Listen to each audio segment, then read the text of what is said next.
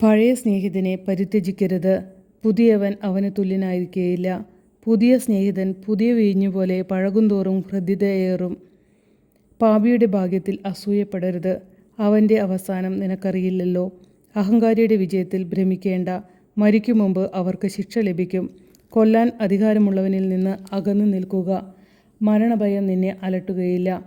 അവനെ സമീപിക്കേണ്ടി വന്നാൽ സൂക്ഷിച്ചു പെരുമാറുക, അല്ലെങ്കിൽ അവൻ നിന്റെ ജീവൻ അപഹരിക്കും.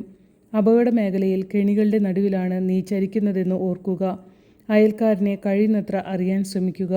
ജ്ഞാനികളുടെ ഉപദേശം തേടുക. അറിവുള്ളവരോടെ സംസാരിക്കാവോ. നിന്റെ സംഭാഷണം അത്യുന്നതൻ്റെ നിയമങ്ങളെപ്പറ്റി ആയിരിക്കട്ടെ. നീതിമാന്മാരോടത്തെ ഭക്ഷിക്കാവോ.